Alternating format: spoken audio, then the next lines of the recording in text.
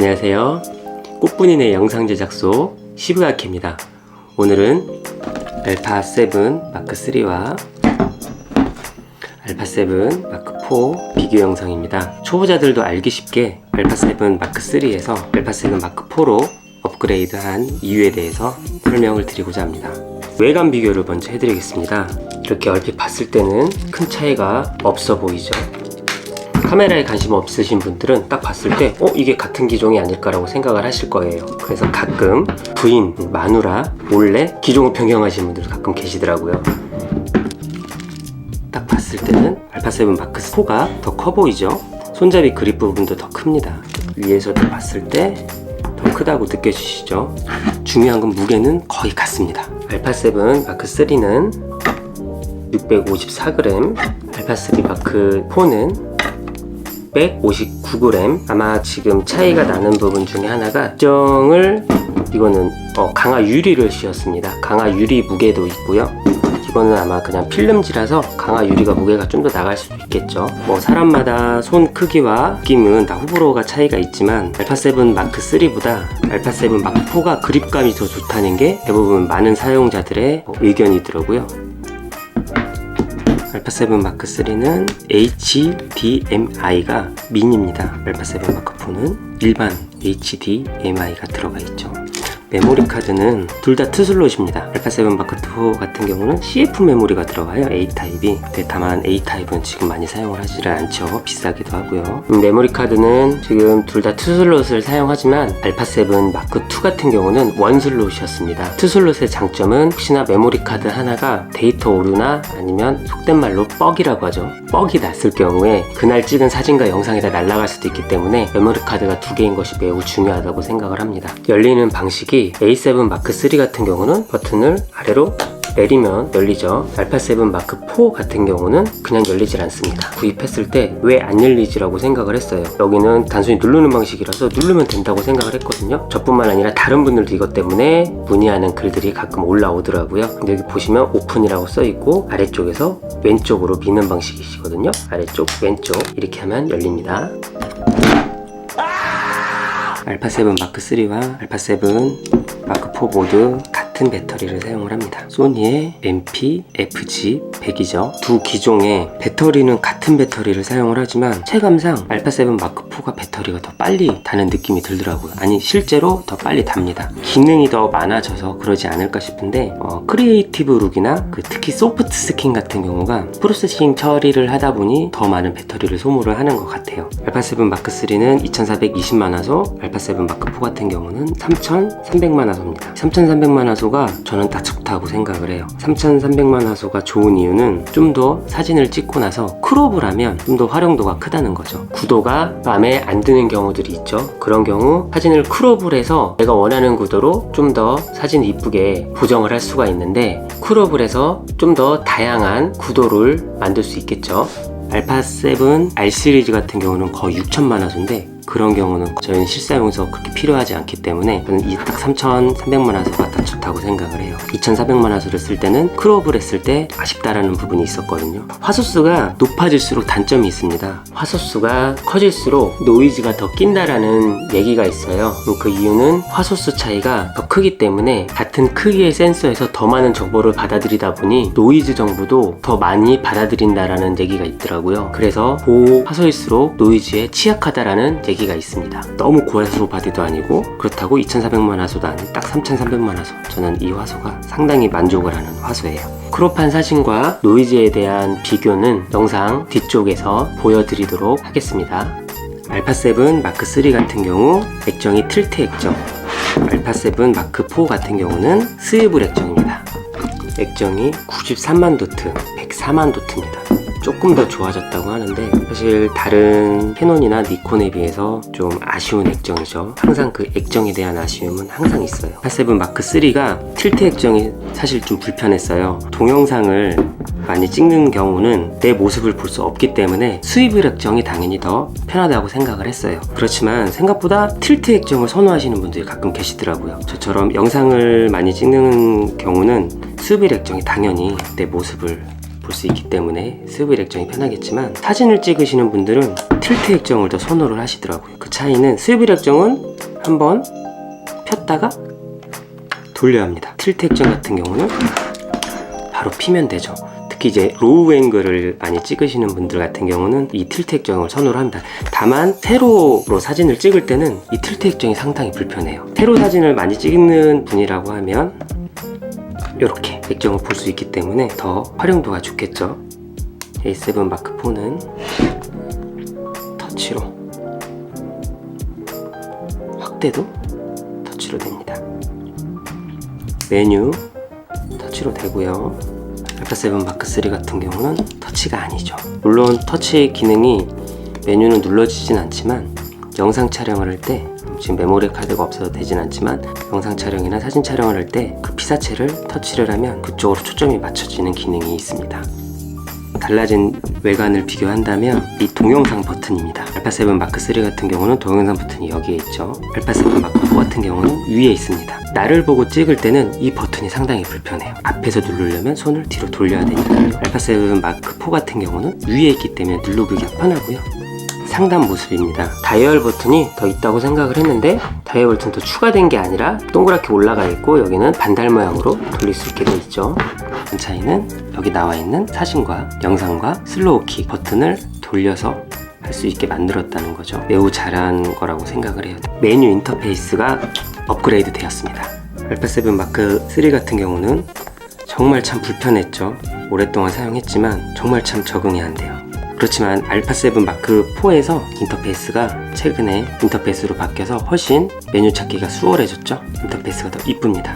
아마 대부분이 알파7 마크 3에서 알파7 마크 4로 구입을 하시는 이유 중에 일단 제일 중요한 크리에이티브 룩, 쿨룩이라고 하죠. 그 기능과 그리고 소프트 스킨, 그게 제가 이 제품을 구입한 이유 중에 정말 큰 이유 중에 하나입니다.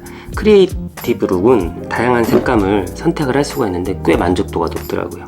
그렇다고 알파7 마크 3에는 크리에이티브 룩이 있진 않지만 마이 스타일이라는 기능이 있죠. 그것이 업그레이드가 됐다고 생각을 하시면 됩니다. 그리고 참 소니에서 이해가 안 가는 부분 중에 하나가 A7 마크 2를 제가 그 전에 사용을 했었거든요.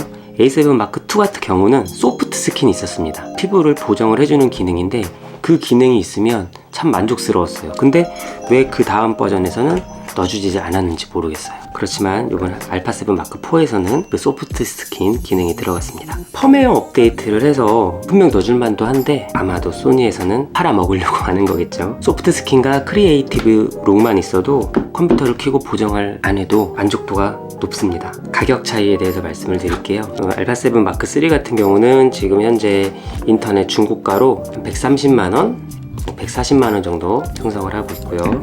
그리고 알파7 마크 4 같은 경우는 현재 중고 가격 한 220만원, 230만원 정도 하는데 저 같은 경우는 장터 미개봉 상품을 구매를 하였습니다. 그래서 238만원에 구매를 했는데 지금 현재 2월 말까지 소니 공식 홈페이지에서 정품 등록 이벤트를 하고 있어서 거기서 저는 메모리 카드를 선택을 했습니다.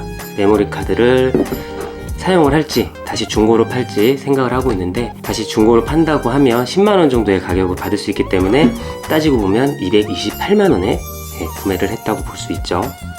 알파7 마크 3는 출시가가 249만 9천원, 알파7 마크 4는 309만원에 출시가 되었습니다. 현재 알파7 마크 3는 신품가 189만원 정도 형성하고 있고요. 알파7 마크 4는 현재 신품가 270만원 정도 구성을 하고 있어요. 최근에 물가 상승으로 인해서 가격 상승을 예고했는데 가격이 정말 많이 상승이 됐네요. 제가 구입할 때쯤은 250만원 정도가 신품가로 구입을 할 수 있었는데 꽤 많이 올랐네요. AF 포인트가 알파7 마크3는 693개, 알파7 마크4는 759개입니다. 그만큼 더 넓은 영역을 초점을 잡아준다라는 뜻이죠. 알파7 마크3와 알파7 마크4의 셔터 소리가 저는 사실 알파7 마크3가 더 마음에 듭니다. 한번 들어보시죠. 전 경쾌하다고 느껴요. 근데 알파7 마크4 같은 경우는 그 소리가 안에서 논다고 해야 될까요? 안에서 무슨 플라스틱 통이 울리는 느낌의 그런 소리가 납니다. 셔터 소리는 A7 마크3가 더 좋다고 생각을 합니다. A7 마크3는 영상을 8비트까지 지원을 하고요. A7 마크4는 10비트까지 지원을 합니다. 저는 아기 위주로 영상을 찍기 때문에 10비트까지는 필요가 있진 않지만 10비트가 훨씬 나중에 보정을 할 때 훨씬 활용도가 좋다고 하거든요. A7 마크3 같은 경우는 4K 30p까지 지원을 하고 1.2배 크롭이 되고요. 알파7 마크4는 4K 60p까지 지원을 하지만 1.5배 크롭이 됩니다. 4K 30p와 4K 60p의 차이는 30p 같은 경우는 1초에 30장을 기록을 한다고 생각을 하시면 되고요. 60p 같은 1초에 60장을 기록한다고 생각하시면 편해요. 4K 30p보다 4K 60p가 더 많은 영상을 기록하기 때문에 그 영상을 느리게 재생을 하면 슬로우 모션이 더 자연스럽게 보일 수가 있죠. 그래서 4K 30p보다 4K 60p를 사용을 할 경우 용량은 더 크지만 나중에 영상 편집을 할 때 슬로우 모션을 자연스럽게 걸 수가 있습니다. 아무리 미러리스라고 하지만 렌즈까지 장착을 하면 무게가 좀 나가서 알파7C를 구매를 하려고 했어요. 알파7 마크3를 제가 영상을 찍을 때 이 틸트 액정이 돌아가지를 않기 때문에 알파7C도 고려를 했지만 알파7C 같은 경우는 소프트 스킨과 크리에이티브 룩이 들어가지 않기 때문에 결국에는 알파7 마크4를 구입을 했습니다. 알파7 마크3는 스테디샷만 있습니다. 알파7 마크4는 액티브가 있죠. 크롭이 됩니다. 크롭이 됨으로써 흔들림을 보정을 하는 건데요. 없는 것보다 있는 게 더 좋죠. 손돌방이 더 잘 되죠. 스테디샷은 5축으로 되어 있는 센서에 달려있죠. 센서 주변으로 구성을 하고 있고, 제가 아기가 이제 태어나서 이제 150일 정도 된 아기가 있는데 영상 비중이 높아져서 A7 마크4를 구입을 한 이유가 많이 커요. 동영상 촬영을 할 때 A7 마크4는 리얼타임 트래킹이라는 기능이 있어서 동영상을 찍을 때 초점을 잘 잡습니다. 제가 소니를 계속 고집을 하는 이유는 아마 전 세계에서 AF는 소니를 따라올 자가 없더라고요. 아직까지는 사진이나 영상이나 초점이 안 맞는다는 거는 참 아쉬워요. 집에 와서 사진을 컴퓨터로 꺼내보면 초점이 안 맞아서 정말 잘 나온 사진인데 초점 때문에 버리는 사진들이 많았지만 이 소니 같은 경우는 정말 초점이 너무 잘 맞기 때문에 알파7 마크3는 동물과 사람, 알파7 마크3는 동물, 사람, 새까지 눈에 초점을 맞춰주는 기능이 있기 때문에 훨씬 초점이 잘 잡혀서 좋아요. 알파7 마크4를 받고 L플레이트도 주문을 했어요. 지금은 L플레이트 바닥만 설치를 했는데 알파7 마크4 같은 경우는 L플레이트를 설치를 하면 돌아가지가 않습니다. 걸리겠죠. 그 부분이 상당히 안 좋은 단점입니다. 가로 사진만 찍는다라고 하면 문제가 없겠지만 세로 사진을 찍을 때 L플레이트에 삼각대 장착을 할 수가 있는 부분이 있어서 편한 부분이 있는데 그거를 사용을 하지 못한다라는 게 좀 아쉬운 점이고요. 알파7 마크3 같은 경우는 설치를 해도 전혀 문제가 없어요. 부딪힐 이유가 없죠. 액정이 틸트 액정이기 때문에. 색감 차이는 좀 있습니다. 이건 확대한 모습이고요. 확대한 모습을 봤을 때 제가 아까 영상 앞전에 설명드렸던 크롭을 했을 때 활용도가 더 좋다는 게 여기서 확인이 되시죠. 크롭을 했을 때 좀 더 화질이 선명합니다. 그만큼 더 많은 편집으로 더 좋은 사진을 편집할 수 있겠죠.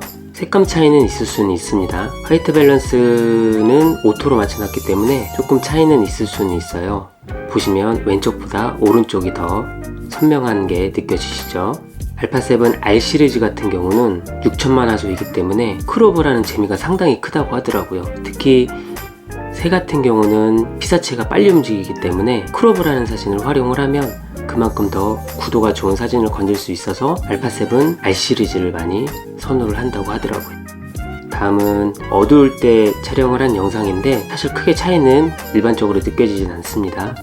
확대를 했을 때는 글쎄요, 화질 차이는 어떤지는 모르겠는데 아까 설명드렸던 고화소가 노이즈가 더 끼인다는 말씀을 드렸었죠. 알파7 마크4가 노이즈가 좀 더 낀 것처럼 느껴집니다. 제가 알파7 마크 3에서 알파7 마크 4로 업그레이드한 가장 큰 이유 중에 하나가 알파7 마크 3가 가격이 많이 떨어졌기 때문에 알파7 마크 4도 가격이 많이 떨어질 거라고 생각을 하고 좀 더 기다려보자 라고 생각을 했는데, 알파7 마크 4가 가격이 떨어진다라고 하면 그 사이에 알파7 마크 3도 가격이 같이 떨어지더라고요.